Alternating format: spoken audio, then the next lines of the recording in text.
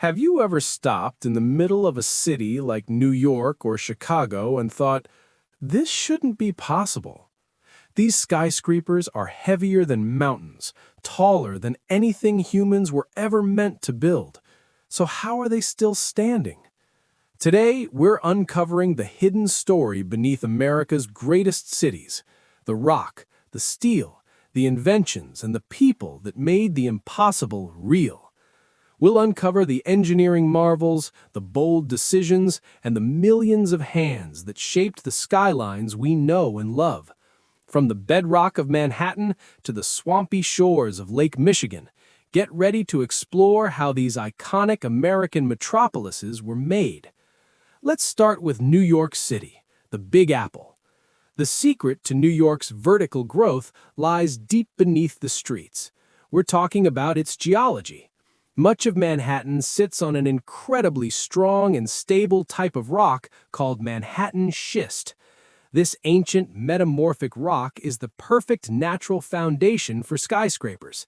It's so tough that builders could anchor their massive steel frames directly into it. Think of it as nature's own super foundation, just waiting for architects to dream big.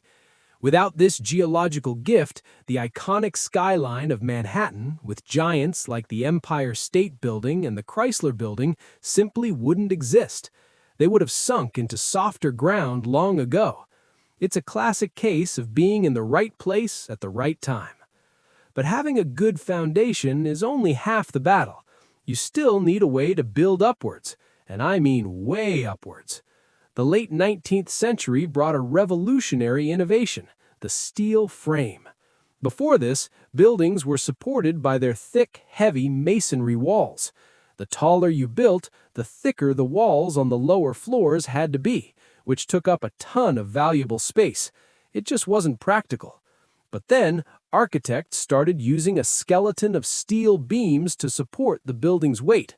The outer walls, now called curtain walls, were just there to keep the weather out.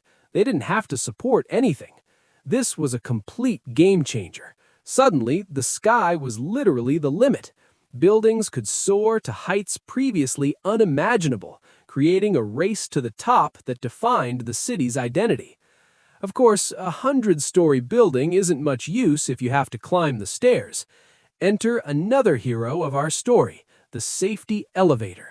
While rudimentary lifts existed before, it was Elisha Otis's invention in 1854 that made them safe and practical for public use. He designed a safety brake that would stop the elevator car from plummeting if the hoisting cable broke. He famously demonstrated it himself at the 1854 World's Fair in New York, dramatically ordering the rope to be cut while he stood on the platform. The crowd gasped, the platform dropped a few inches, and then clicked safely into place. This demonstration of safety gave the public the confidence they needed to embrace vertical travel. The elevator and the steel frame were the perfect partners, working together to make the modern skyscraper a reality. Without the elevator, skyscrapers would have been nothing more than architectural follies. Now let's journey west to the Windy City, Chicago. Chicago's story is a bit different. It's a story of rebirth, born from a great tragedy. In 1871, the Great Chicago Fire devastated the city, destroying over 3 square miles of buildings, most of which were made of wood. It was a horrific disaster, but it also presented a once-in-a-lifetime opportunity, a blank slate. The city had to be rebuilt from scratch, and it had to be rebuilt better, stronger, and safer. This tragedy spurred an incredible burst of architectural innovation that would earn the city a new nickname, the birthplace of the skyscraper. The architects who flocked to Chicago were determined to use new materials and techniques to create a fireproof modern city. Unlike New York, Chicago was built on soft, swampy clay. There was no sturdy bedrock near the surface to anchor tall buildings. This presented a huge engineering challenge. How do you build heavy structures on what is essentially mud? The solution was as ingenious as it was groundbreaking. Chicago engineers like John Wellborn Root developed what's known as the floating raft foundation. They created a thick mat of concrete reinforced with steel rails that would spread the building's massive weight over a wider area, allowing it to float on the soft soil. For even taller, heavier buildings, they pioneered the use of caissons. These are watertight chambers that were sunk deep into the ground through the mud and water until they hit the solid hardpan or bedrock far below. Workers would excavate the soil inside these pressurized chambers, a dangerous and difficult job, and then fill them with concrete to create deep, solid pillars for the building to rest on. This innovation was crucial. It allowed Chicago to build tall despite its geological disadvantages, and it set the standard for foundation construction in difficult soil conditions all over the world. Out of this environment of innovation rose the Chicago School of Architecture. Led by visionaries like Louis Sullivan and Daniel Burnham, this group championed a new style of building. Their philosophy was form follows function. They believed a building's design should reflect its purpose and its underlying structure. They stripped away the heavy historical ornamentation of older styles and embraced clean lines and large plate glass windows, creating what became known as the Chicago window, a large fixed central pane flanked by two smaller operable sash windows. This design maximized both natural light and ventilation, something desperately needed in the dense, crowded city.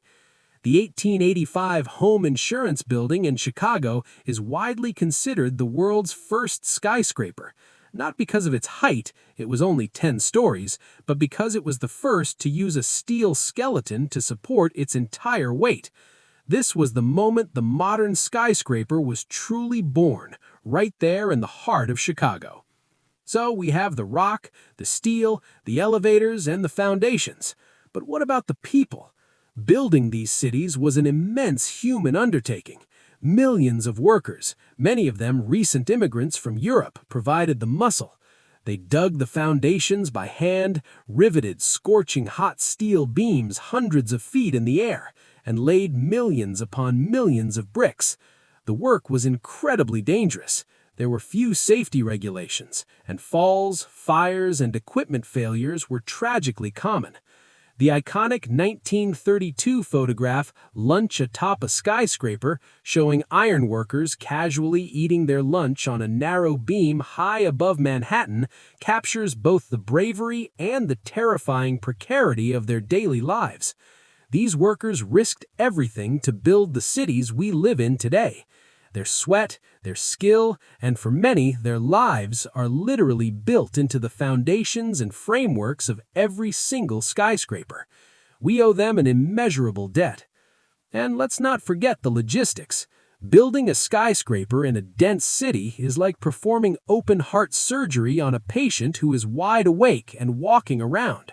How do you get thousands of tons of steel, concrete, and glass into the middle of a bustling metropolis without bringing everything to a standstill? It required incredible coordination. Materials were often delivered at night to avoid daytime traffic. Streets were temporarily closed, and intricate systems of cranes and hoists were used to lift materials into the sky. Every single delivery, every single beam had to be precisely scheduled to arrive just when it was needed. It was a complex, chaotic ballet of construction that ran 24 hours a day. The ability to manage this immense logistical challenge was just as important as any single engineering breakthrough. So, when you next find yourself in a great city, take a moment to look around. Don't just see a collection of buildings. See the geological luck of Manhattan's bedrock. See the revolutionary steel frames and the elevators that made them possible.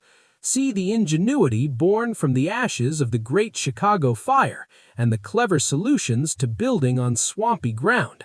And most importantly, see the legacy of the countless, often nameless workers who risked everything to raise these giants from the earth. The story of our cities is a story of ambition, innovation, and the enduring power of the human spirit to build, to create, and to reach for the sky.